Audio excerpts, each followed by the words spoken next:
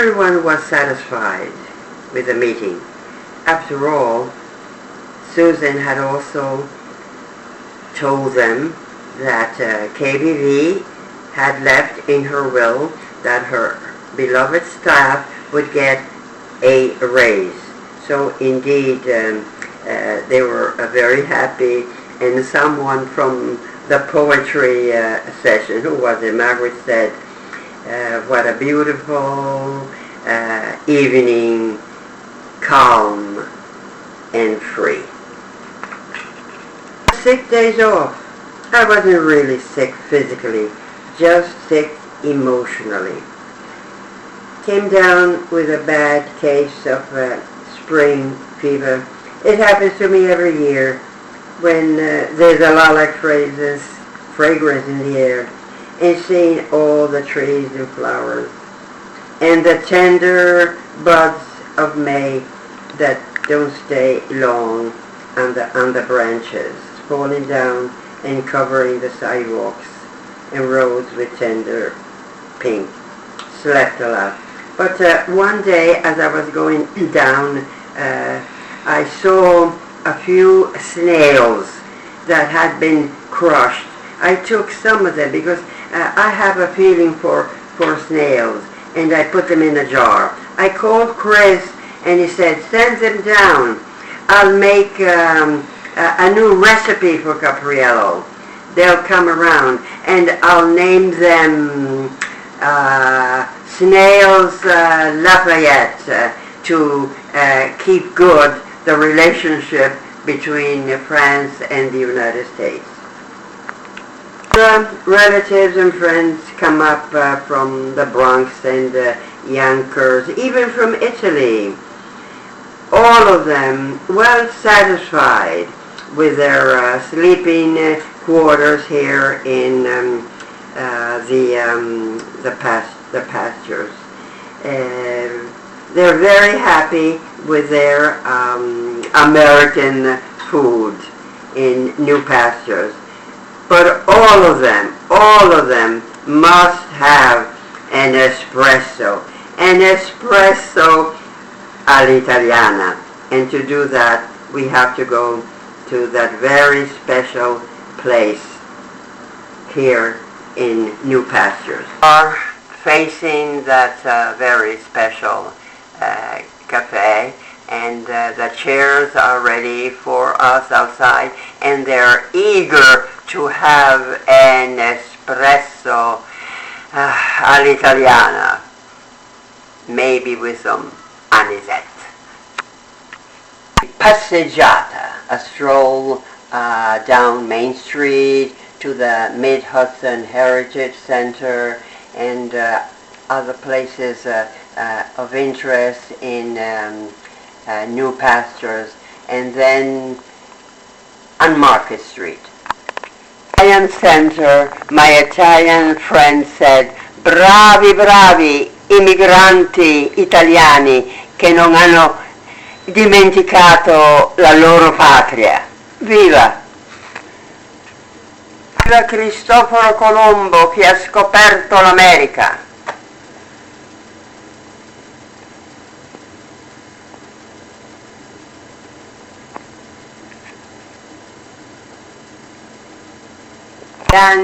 Molto soddisfatti di Little Italy sono ritornati al bel albergo americano, molto soddisfatti anche di quello.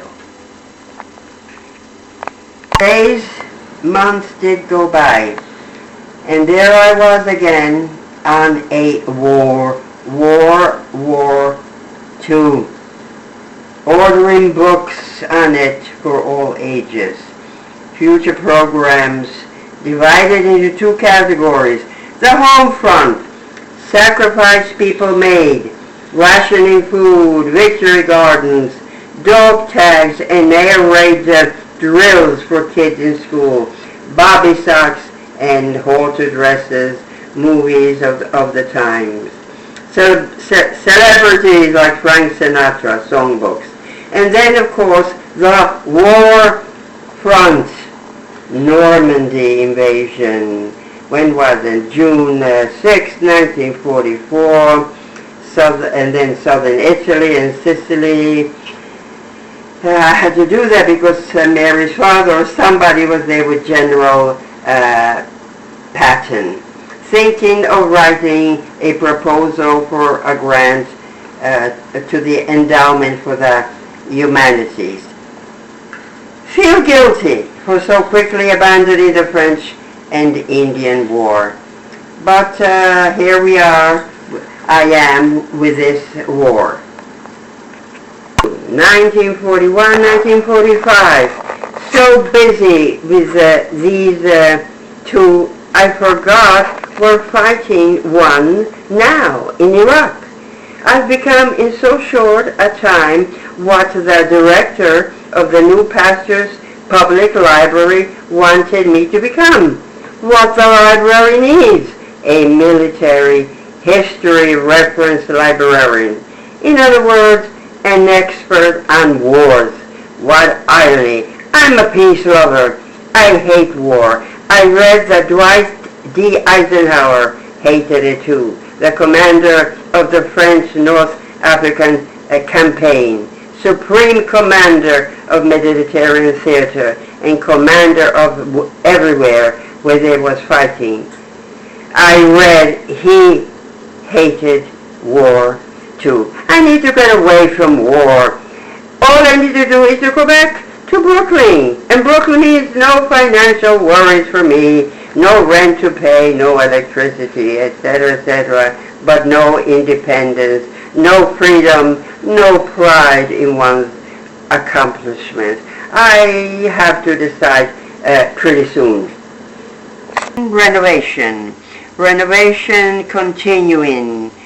Great inconvenience for all, but the library remains open. One special day, the present woman mayor of New Pastures came in, was escorted about by a beaming director. They have a lot in common, these two women, both in their 50s and professional looking and high achievers, each with a mission, one for an old historic library to bring it into the 21st century, and the other to make a city, New Pastures, even better. Get a break at times from the dust, and I'm being sent down to the children's room, which makes me very happy while I read to them Madeline in an old house in Paris that was covered with vines, lived 12 little girls in 2 straight lines. To get away from the New Pastures Public Library, either where, to Brooklyn or Friuli or Florida, where we have friends there. But now I also can go to Rome with Massimo Flaviani. This is how it happened. I was at the desk, and somebody calls on the phone, and he says this, Reverend, how can I help you? Excuse me. No, you excuse me. I love your voice so very, very much. It robbed me of my words. I cannot go on with my request. Please permit me to regain my capacity. It seemed as if we were thinking in another language, and I began to laugh. Now I love your voice even more with the laughing. Sir, how can I help you? You Americans, you are always business first. All right, I have come to do research on a book that I'm writing. It's called Rome America. It's about, I want to do research on local food. Well, you'll have to come here because it's in a reference book. I understand fully, no problem. You are an excellent librarian, and I will come right away. Camilla. What is your name? Camilla. Camilla, Camilla. My name burst out of the phone with so much joy. So, sei italiana, ma certo con quel nome latino e romano. Io sono Massimo da Roma. Corro da te, che bello, parleremo in italiano. No, I said, and of course I could not speak Italian. But then I went back to my work, and then I was clicking away on Google when yes, Massimo called, Camilla. I said, so he was real. Oh, Camilla, from Rome. But I had to look up slowly, up from the screen into an expensive dark blue jacket, light blue tightless shirt up to a strong short neck. Couldn't stop my poor eyes there, so I pushed them further until they went crashing against the sexiest face I had ever seen in all my life. He was the spitting image of an ancient Roman, and he had brooding David's eyes, and I must have really been knocked out because I see him not with the clothes by one of those Italian designers, but I have seen his statue in Florence at l'Accademia delle Arti. Massimo Flaviani was dressed, but I saw him as a statue in l'Accademia delle Arti at Florence. Oh my goodness, the other male patrons had strayed from their primary purpose in the library to seek information and also asking me for a date. But Massimo was something else. This Massimo from Rome, Italy, suddenly appearing in this Mid-Hudson Valley Historical Library, had plucked me into his sexy body, recharging me.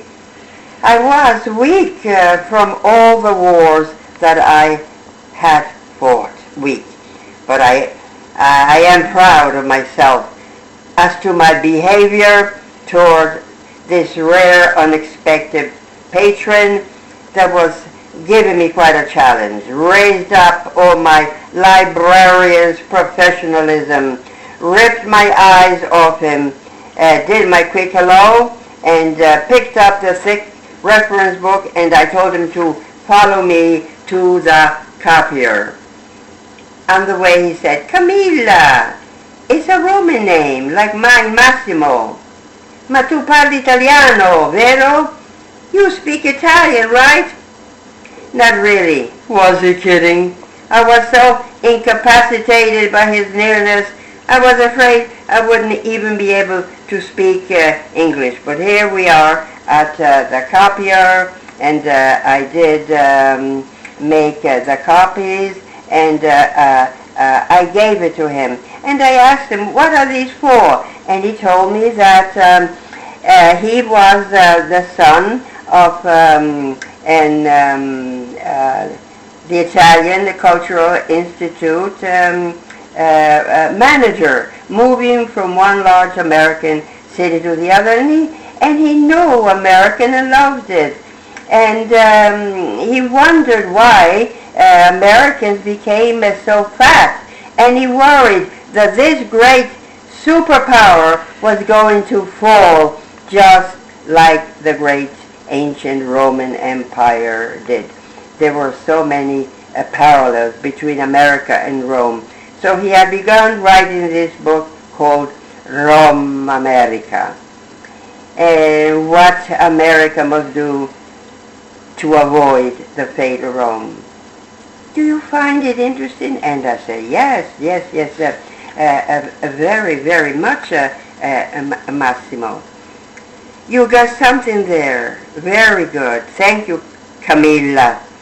I place a lot of value on your opinion. How much money do I owe you? Nothing. Compliments of the new pastor's public library. He took them, and then he said this, that he was waiting for me to come to Rome, that he had an apartment behind the Colosseum. Camilla Bella, you have to come to Rome to get the book for your beautiful American public library. He kept looking at me, knitted brow, and all of a sudden he said that of course you must come, Camilla, because you are romantic. Yes, I can tell. You are a romantic American librarian. His face close to mine again. He whispered that he wanted to thank me the Roman way. His lips were placed on mine, pressing on mine with his warm, pushy, macho tongue, forcing them open slightly. Done all very quickly. When you come to Rome, you can stay with me. In my apartment, it's about the Cafe Colo. He chuckled, adding, the building was a bordello once, the best in Rome. I chuckled too. And then he was about to go, but then he again took my hands in his, all those David eyes by Michelangelo, now showing a range of sadness, a reflection of my own sadness. Suddenly he took my hand, held it firmly, brought it to his lips, and then he said, sighing, Arrivederci, Camilla. Camilla, the last romantic American librarian with a Roman name. Arrivederci, Massimo. And I too sighed. Out. In a few days, I will have given the promised 100 days.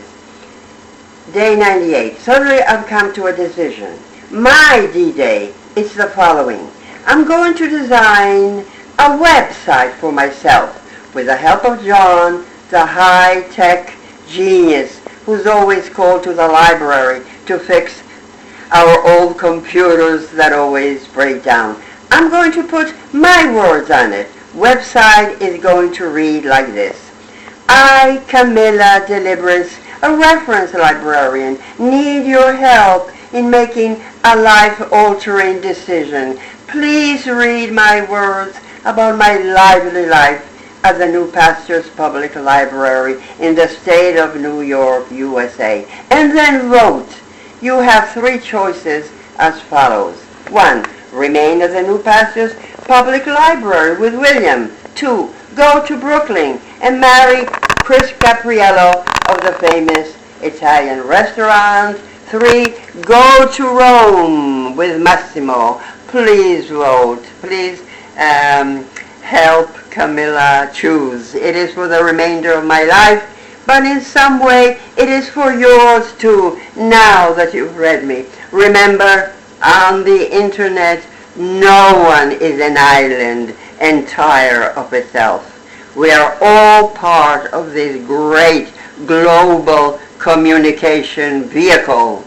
So do not ask for whom this website is designed, for it is designed for thee.